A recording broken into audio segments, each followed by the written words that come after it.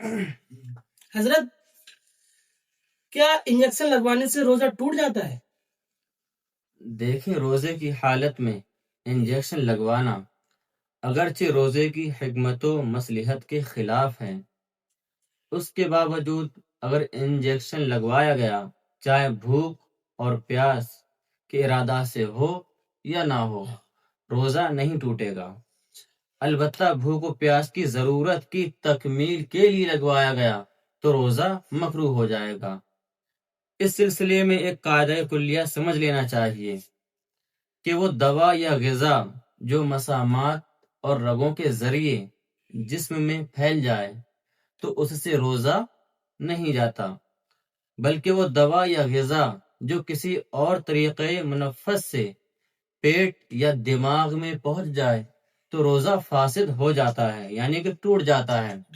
لہذا جس طرح کھانے پینے یا جماع سے روزہ ٹوٹ جاتا ہے، اسی طرح اگر کوئی چیز مسامات یا رگ کے علاوہ کوئی اور منفذ یعنی کہ راستے کے ذریعے دماغ یا پیٹ میں داخل ہو جائے تو روزہ جاتا رہے گا، ورنہ روزہ نہیں ٹوٹے گا۔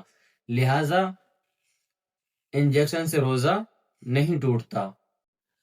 حضرت میرا سوال آپ سے یہ تھا کہ روزے کی حالت میں سر میں تیل لگانا، کانوں میں تیل ڈالنا یا آنکھوں میں سرما لگانے سے روزے پہ کوئی فرق پڑتا ہے؟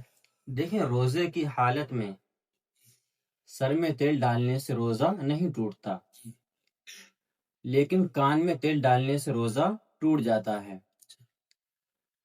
اور ایسے ہی آنکھوں میں سرما لگانے سے روزہ نہیں ٹوٹتا، روزہ ہو جاتا ہے۔ سرما لگانے سے روزے پر کوئی فرق نہیں پڑتا۔ حضرت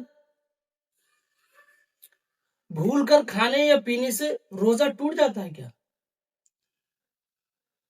دیکھیں، روزے کی حالت میں بھول کر پیٹ بھر کر کھا لیا تو اس کا روزہ نہیں ٹوٹے گا، لیکن جس نوالے پر اسے اپنا روزہ دار ہونا یاد آ گیا اور وہ نوالا اس نے اپنے حلق کے نیچے اتار لیا تو روزہ ٹوٹ جائے گا، لیکن اگر اس نے یاد آنے پر فوراً اگل دیا تو روزہ نہیں ٹوٹے گا۔